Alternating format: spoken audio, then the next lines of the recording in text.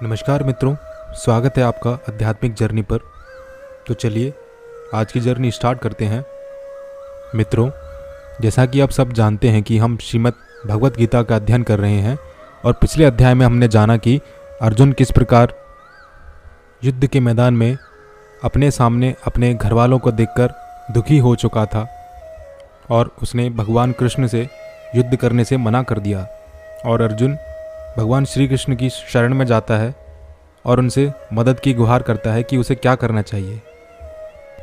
अब अर्जुन शिष्य रूप में कृष्ण की शरण ग्रहण करता है और कृष्ण उसे नश्वर भौतिक शरीर तथा नित्य आत्मा के मूलभूत अंतर की व्याख्या करते हुए अपना उपदेश प्रारंभ करते हैं।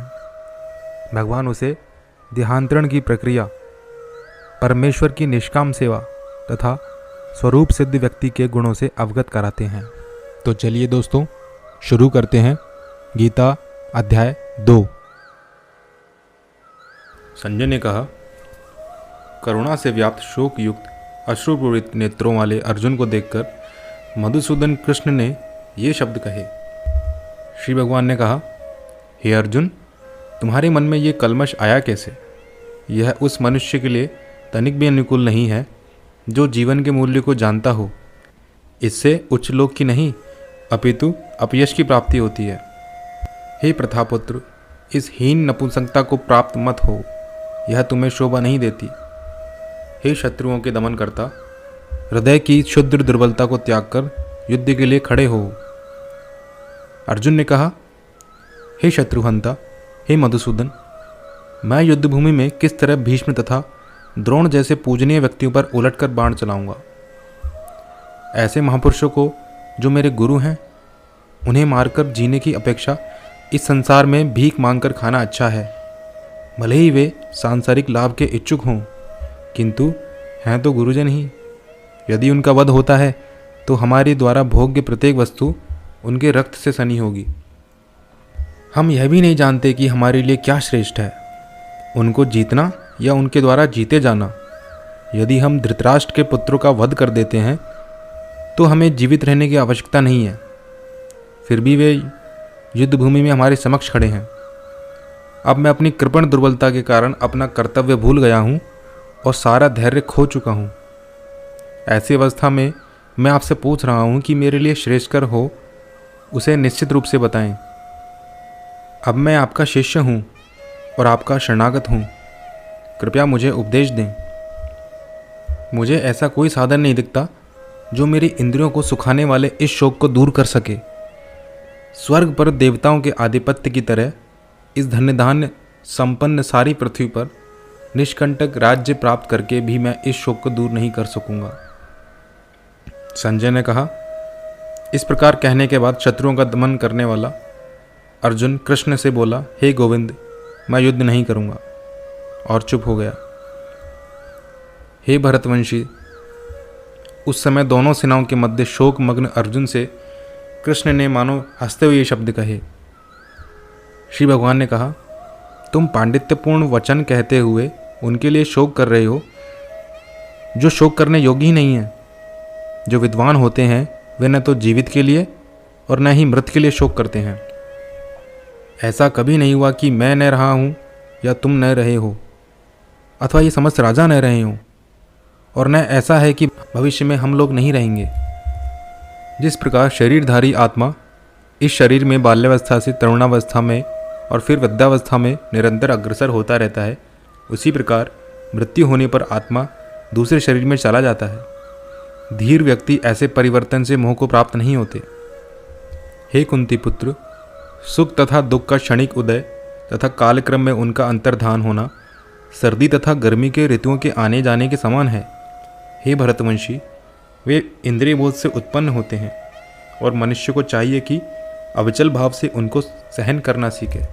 हे पुरुष श्रेष्ठ, जो पुरुष सुख तथा दुख में विचलित नहीं होता और इन दोनों में संभाव रहता है, वह निश्चित रूप से मुक्ति के योग्य है। तत्वदर्शियों ने यह निष्कर्ष निकाला है कि असत मतलब कि भौतिक शरीर का तो कोई चिरस्थायित्व ही नहीं है, किंतु सत यानी कि आत्मा अपरिवर्तित रहता है। उन्होंने इन दोनों की प्रकृति के अध्ययन द्वारा यह निष्कर्ष निकाला, जो सारे शरीर में व्याप्त है उसे ही तुम अविनाशी समझो। उस अव्यय आत्मा को नष्ट करने में कोई भी समर्थ नहीं है। अविनाशी, अप्रमेय तथा शाश्वत जीव के भौतिक शरीर का अंत अवश्याम भी है। अतः हे भरतवंशी, युद्ध करो।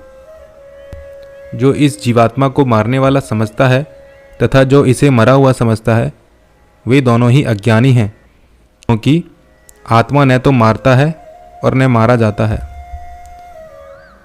आत्मा के लिए किसी भी काल में न तो जन्म है और न ही मृत्यु। वह न तो कभी जन्मा है और न जन्म लेता है और न जन्म लेगा। वह अजन्मा, नित्य, शाश्वत तथा पुरातन है। शरीर के मारे जाने पर वह नहीं मारा जाता। हे पार्थ, जो व्यक्ति यह जानता है कि आत्मा अविनाशी, अजन्मा, शाश्वत तथा अव्यय है, वह भला किसी को कैसे मार सकता है और या मरवा सकता है। जिस प्रकार मनुष्य पुराने वस्त्रों को त्याग कर नए वस्त्र धारण करता है, उसी प्रकार आत्मा पुराने तथा व्यर्थ के शरीरों को त्याग कर नवीन भौतिक शरीर धारण करता है। यह आत्मा न तो कभी किसी शस्त्र द्वारा खंड खंड किया जा सकता है, न अग्नि द्वारा जलाया जा सकता है, न जल द्वारा भिगोया जा सकता है और न ही वायु द्वारा सुखाया जा सकता है। यह आत्मा अखंडित तथा अगुलनशील है। इसे न तो जलाया जा सकता है और न ही सुखाया जा सकता है। यह शाश्वत, सर्वव्यापी, अविकारी, स्थिर तथा सदैव एक सा रहने वाला है। यह आत्मा अव्यक्त, अकल्पनीय तथा अपरिवर्तनीय कहा जाता है। यह जानकर तुम्हें शरीर के लिए शोक नहीं करना चाहिए। किंतु यदि तुम यह सोचते हो कि आत्मा अर्थात जीवन का लक्षण सदा जन्म लेता है और सदा मरता है, तो भी हे महाबाहु, तुम्हारे शोक करने का कोई कारण नहीं है। जिसने जन्म लिया है उसकी मृत्यु निश्चित है और मृत्यु के पश्चात पुनर्जन्म भी निश्चित है। अतः अपने अपरिहार्य कर्तव्य पालन में तुम्हें शोक नहीं करना चाहिए। सारे जीव प्रारंभ में अव्यक्त रहते हैं, मध्य अवस्था में व्यक्त होते हैं और विनष्ट होने पर पुनः अव्यक्त हो जाते हैं। अतः शोक करने की क्या आवश्यकता।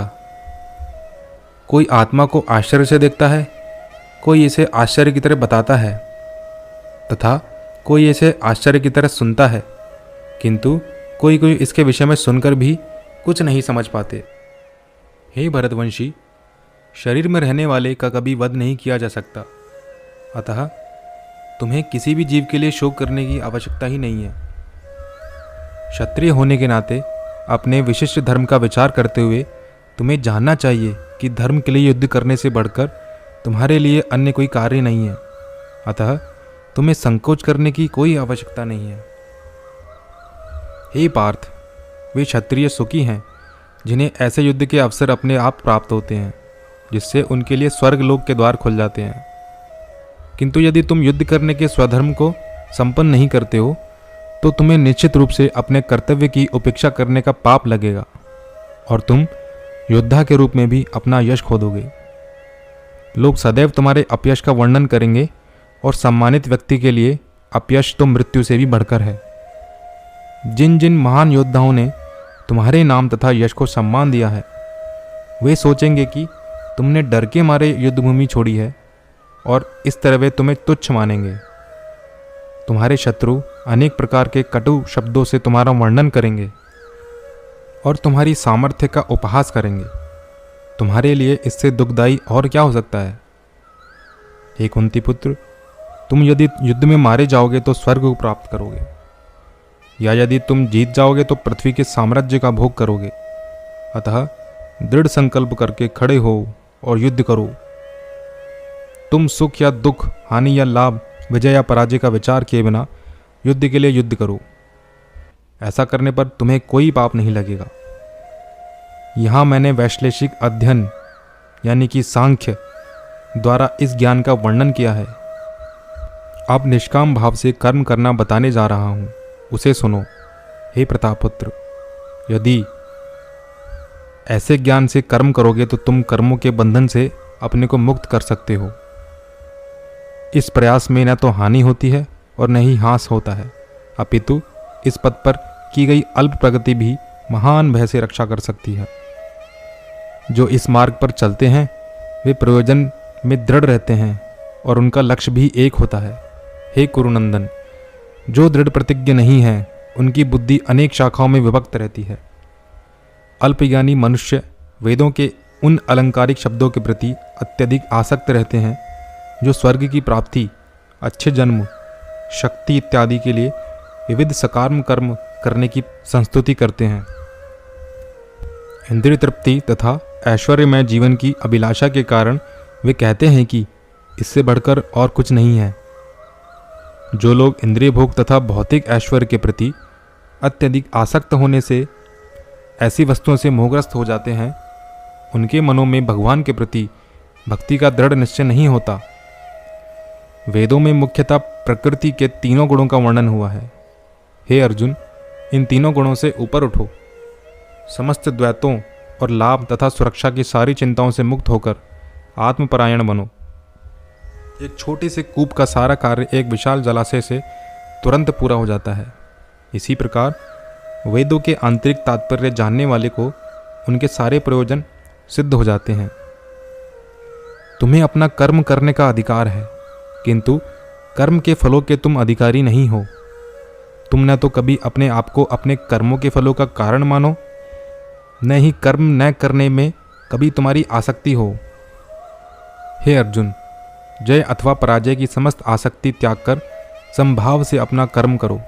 ऐसी समता योग कहलाती है। हे धनंजय, भक्ति के द्वारा समस्त गर्हित कर्मों से दूर रहो और उसी भाव से भगवान की शरण ग्रहण करो। जो व्यक्ति अपने सकाम कर्म फलों को भोगना चाहते हैं वे कृपण हैं। भक्ति में संलग्न मनुष्य इस जीवन में ही अच्छे तथा बुरे कार्यों से अपने को मुक्त कर लेता है। अतः योग के लिए प्रयत्न करो, क्योंकि सारा कार्य कौशल यही है। इस तरह भगवत भक्ति में लगे रहकर बड़े बड़े ऋषि मुनि अथवा भक्तगण अपने आप को इस भौतिक संसार में कर्म के फलों से मुक्त कर लेते हैं। इस प्रकार वे जन्म मृत्यु के चक्र से छूट जाते हैं और भगवान के पास जाकर उस अवस्था को प्राप्त करते हैं जो समस्त दुखों से परे है। जब तुम्हारी बुद्धि मोह रूपी सघन वन को पार कर जाएगी तो तुम सुने हुए अथवा सुनने योग्य सब के प्रति अन्य मनस्क हो जाओगे। जब तुम्हारा मन वेदों की अलंकारमयी भाषा से विचलित न हो और वह आत्म साक्षात्कार की समाधि में स्थिर हो जाए, तब तुम्हें दिव्य चेतना प्राप्त हो जाएगी। अर्जुन ने कहा, हे कृष्ण, अध्यात्म में लीन चेतना वाले व्यक्ति के क्या लक्षण हैं? वह कैसे बोलता है तथा उसकी भाषा क्या है? वह किस तरह बैठता है और चलता है? श्री भगवान ने कहा, हे पार्थ, जब मनुष्य मनोधर्म से उत्पन्न होने वाली इंद्रिय तृप्ति की समस्त कल्पनाओं का या फिर कामनाओं का परित्याग कर देता है और जब इस तरह से विशुद्ध हुआ उसका मन आत्मा में संतोष प्राप्त करता है, तो वह विशुद्ध दिव्य चेतना को प्राप्त कहा जाता है। जो त्रय तापों के होने पर भी मन में विचलित नहीं होता अथवा सुख में प्रसन्न नहीं होता और जो आसक्ति, भय तथा क्रोध से मुक्त है, वह स्थिर मन वाला मुनि कहलाता है। इस भौतिक जगत में जो व्यक्ति न तो शुभ की प्राप्ति से हर्षित होता है और न अशुभ के प्राप्त होने पर उससे घृणा करता है, वह पूर्ण ज्ञान में स्थिर होता है। जिस प्रकार कछुआ अपने अंगों को संकुचित करके खोल के भीतर कर लेता है, उसी प्रकार जो मनुष्य अपनी इंद्रियों को इंद्रिय विषयों से खींच लेता है, वह पूर्ण चेतना में दृढ़तापूर्वक स्थिर होता है। देहधारी जीव इंद्रिय भोग से भले ही निवृत्त हो जाएं, पर उसमें इंद्रिय भोगों की इच्छा बनी रहती है।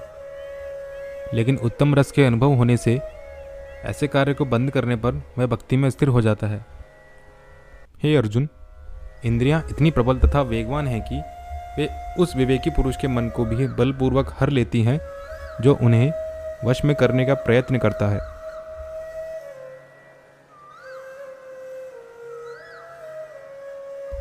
जो इंद्रियों को पूर्णतया वश में रखते हुए इंद्रिय संयमन करता है और अपनी चेतना को मुझ में स्थिर कर देता है, वह मनुष्य स्थिर बुद्धि कहलाता है। इंद्रिय विषयों का चिंतन करते हुए मनुष्य की उनमें आसक्ति उत्पन्न हो जाती है और ऐसी आसक्ति से काम उत्पन्न होता है और फिर काम से क्रोध प्रकट होता है। क्रोध से पूर्ण मोह उत्पन्न होता है और मोह से स्मरण शक्ति का विभ्रम हो जाता है। जब स्मरण शक्ति भ्रमित हो जाती है तो बुद्धि नष्ट हो जाती है और बुद्धि नष्ट होने पर मनुष्य भवकूप में पुनः गिर जाता है। किंतु समस्त राग तथा द्वेष से मुक्त एवं अपनी इंद्रियों को संयम द्वारा वश में करने में समर्थ व्यक्ति भगवान की पूर्ण कृपा प्राप्त कर सकता है। इस प्रकार से कृष्ण भावनामृत में तुष्ट व्यक्ति के लिए संसार के तीनों ताप नष्ट हो जाते हैं और ऐसी तुष्ट चेतना होने पर उसकी बुद्धि शीघ्र ही स्थिर हो जाती है। जो कृष्ण भावनामृत में परमेश्वर से संबंधित नहीं है और उसकी न तो बुद्धि दिव्य होती है और न ही मन स्थिर होता है, जिसके बिना शांति की कोई संभावना ही नहीं है। शांति के बिना सुख हो भी कैसे सकता है। जिस प्रकार पानी में तैरती नाव को प्रचंड वायु दूर बहा ले जाती है, उसी प्रकार विचरणशील इंद्रियों में से कोई एक जिस पर मन निरंतर लगा रहता है मनुष्य की बुद्धि को हर लेती है। अतः हे महाबाहु, जिस पुरुष की इंद्रियां अपने अपने विषयों से सब प्रकार से व्रत होकर उसके वश में हैं, उसी की बुद्धि निस्संदेह स्थिर है। जो सब जीवों के लिए रात्रि है वह आत्म संयमी के जागने का समय है और जो समस्त जीवों के जागने का समय है वह आत्मनिरीक्षक मुनि के लिए रात्रि है। जो पुरुष समुद्र में निरंतर प्रवेश करते रहने वाली नदियों के समान इच्छाओं के निरंतर प्रवाह से विचलित नहीं होता और जो सदैव स्थिर रहता है वही शांति प्राप्त कर सकता है।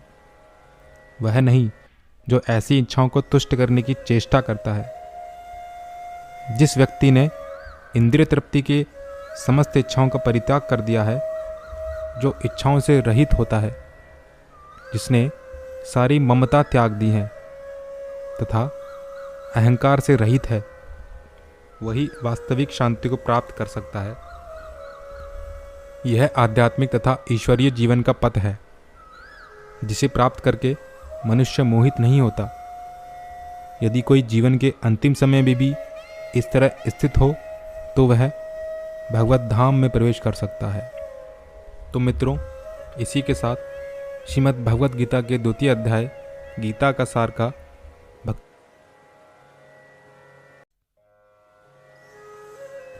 तो चलिए दोस्तों, मिलते हैं अगले वीडियो में। दोस्तों, अगर वीडियो पसंद आया तो इस वीडियो को लाइक करें, दोस्तों के साथ शेयर करें और हमारे चैनल को सब्सक्राइब करें। तब तक के लिए नमस्कार, राधे राधे।